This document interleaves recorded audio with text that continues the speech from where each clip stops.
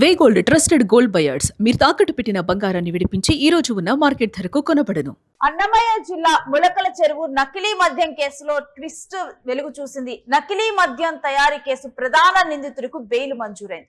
ప్రధాన నిందితుడు జయచంద్రారెడ్డి, గిరిధర్ రెడ్డికి బెయిల్ మంజూరు చేసింది కోర్టు. ఇక నకిలీ మద్యం తయారీ కేసు మీద 27 మందిపై కేసు నమోదైంది. దీంట్లో జయచంద్ర, గిరిధర్ ను అరెస్టు చేయకుండా కూటమి ప్రభుత్వం కాపాడుకుంటూ వచ్చినట్లుగా ఆరోపణలు ఉన్నాయి. ఈ విషయంలో ఇక ఇప్పుడు నకిలీ మద్యం కేసు తీవ్ర సంచలనంగా మారింది. ఇక దాని తర్వాత టీడీపీలో మనం చూసాము, దీని మీద ప్రభుత్వం మీద కూడా కొన్ని అంశాలు అయితే తెర మీదకు రావడం జరిగింది. అంటే ప్రభుత్వంలో ఉన్నటువంటి వారే దీన్ని తయారు చేశారంటూ కూడా ఈ రకంగా కూడా పలు ఆరోపణలు ఎదుర్కొంది. ఆ తర్వాత పార్టీ నుంచి సస్పెండ్ చేయటం ఇటు జయచంద్రారెడ్డిని. ఇక ఈ విధంగా కూడా కొన్ని పరిణామాలు చోటు చేసుకుని అయితే ప్రధాన నిందితుడు జయచంద్రారెడ్డి, గిరిధర్ రెడ్డికి ఇప్పుడు బెయిల్ మంజూరు అవడం జరిగింది. మొత్తం 27 మంది ఈ కేసులోనైతే ఎఫ్ఐఆర్ లో పేరు నమోదయ్యాయి. దీనికి సంబంధించినటువంటి డీటెయిల్స్ మా ప్రతినిధి ధరణి కిషోర్ అడిగి తెలుసుకుందాం. ఎస్ కిషోర్, నకిలీ మద్యం కేసులో ప్రధాన నిందితులుగా ఉన్నటువంటి జయచంద్రారెడ్డి, గిరిధర్ రెడ్డికి బెయిల్ మంజూరు అయినట్లు తెలుస్తోంది. పూర్తి డీటెయిల్స్ నకిలీ మద్యం కేసులో ప్రధాన నిందితులకు బెయిల్ కావడం అనేది ఇప్పుడు చర్చనీయాంశంగా మారింది. ఇది రాజకీయంగా కూడా ద్వారం పెడుతున్న పరిస్థితి. అన్నమయ్య జిల్లా ములకల చెరువులో 2025 అక్టోబర్ మద్యం నకిలీ మద్యం తయారీ అంశంలో ఏదైతే విచారణ జరుగుతుందో అదంతా కూడా టీడీపీ నేతలను కాపాడే విధంగానే జరుగుతుంది అనుకోవడంలో ఇటు రాజకీయ పరిస్థితులు చేస్తున్న విమర్శలకు పదులు పెంచారు. అయితే ఈ నేపథ్యంలో మొత్తంగా కూడా 27 మంది మీద కేసు నమోదు చేశారు.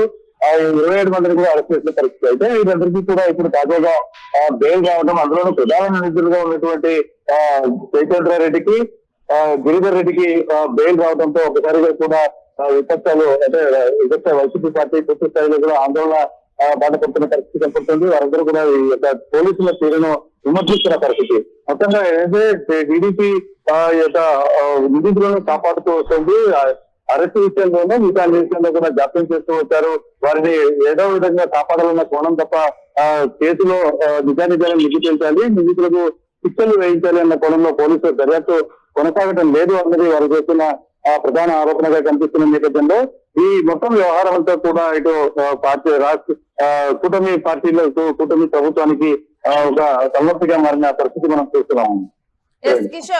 ఇక ఈ నకిలీ మద్యం కేసు అనేది చాలా త్వరితగతిన విచారణ జరగాలి. దీంట్లో ఉన్నటువంటి వారు ఎవరు, దీని వెనుకున్నటువంటి వారు ఎవరు అన్నది కూడా చర్యలు తీసుకోవాలంటూ ఒక సంచలనంగా తెర మీదకు వచ్చినటువంటి అంశము. ఆ తర్వాత దీంట్లో సస్పెన్షన్స్ కొనసాగే పార్టీ నుంచి ఇటు జయచంద్రని సస్పెండ్ చేయటం కానీ, తర్వాత దీని వెనుక వైసీపీకి సంబంధించినటువంటి వారే ఉన్నారంటూ కూడా వార్తలు రావటం, ఈ రకంగా కూడా ఈ కేసులో మనం చూస్తే కనుక చాలా అంశాలు తెర మీదకి వచ్చాయి. అవును, అయితే ఈ యొక్క నకిలీ మద్యం అంశం గతంలో ఉన్న నేతలు తర్వాత పార్టీకి మారడం, ఆ తర్వాత వీరు ఈ యొక్క నకిలీ మద్యం కేసులో ఉండటం, ఆ తర్వాత మొత్తం వ్యవహారం బయటికి వచ్చిన తర్వాత మొత్తంలో కూడా 33 మందిని పోలీసులు విచారించారు.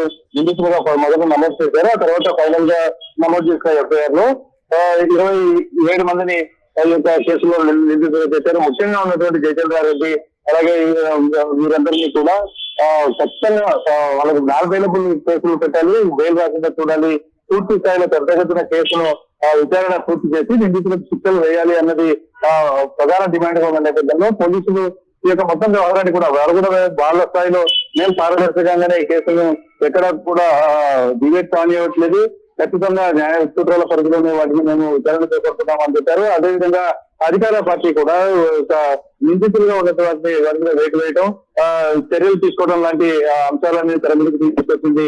మొత్తంగా కూడా ఈ నకిలీ మద్యం తయారీ అంశం ఒక రాజకీయ రగడకు కేంద్ర బిందువుగా మారిన నేపథ్యంలో ఈ యొక్క అంశం బెయిల్ వచ్చిన అంశం మాత్రం ఇప్పుడు బెయిల్ మంజూరు చేయడం జరిగింది. ఏంటి డీటెయిల్స్ బెయిల్ కి సంబంధించి? అంటే ఈ కేసు విషయంలో నకిలీ మద్యం అంశంలో జయచంద్రారెడ్డికి మరొకరికి జయచంద్రారెడ్డికి అలాగే అతని డ్రైవర్ ముఖ్యంగా ఉన్నారు అని చెప్పారు. ఆ తర్వాత ఇద్దరు నేతలను దాంట్లోకి తీసుకురావడం జరిగింది, జయచంద్రారెడ్డితో పాటు గిరిధర్ రెడ్డి. వీరిద్దరిని కూడా వాళ్ళకి ముఖ్యంగా అంటే మిగతా నిందితులకు బెయిల్ వచ్చినా కూడా ప్రతిపక్ష పార్టీలు నోరిపోయి కాదేమో.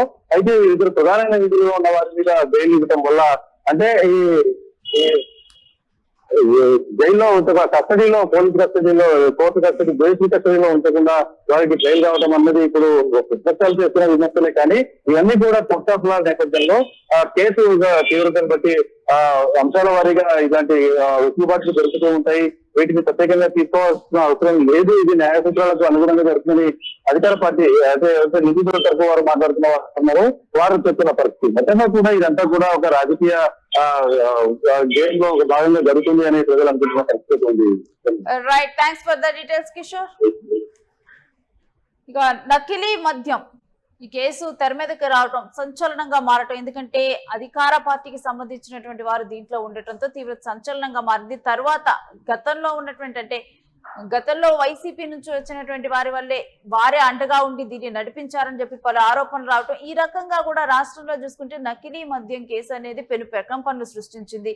ఇక మరొక వైపు చూస్తే దీంట్లో జయచంద్ర, గిరిధర్ ను అరెస్టు చేయకుండా అసలు కూటమి ప్రభుత్వమే కాపాడుకుంటూ వచ్చిందనే ఆరోపణలు వచ్చాయి. ఇక దీంట్లో ఇప్పుడు ప్రధాన నిందితులుగా ఉన్నటువంటి జయచంద్ర, గిరిధర్ బెయిల్ రావటం జరిగింది.